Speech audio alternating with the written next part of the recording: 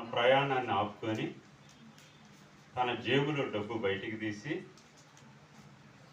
తన తోటి వాడుకున్న గాయాలు విషయం ఆలోచన చేసి, అంటే తన పని ఆపుకున్నాడు. తన ప్రయాణం ఏదో పని మీద, ఎవరైనా ప్రయాణం చేస్తే పని మీదే ప్రయాణం చేస్తారు, పని లేకుండా ప్రయాణం చేయరు. ఆ ప్రయాణాన్ని బ్రేక్ చేస్తున్నాడు. అక్కడ ఆపి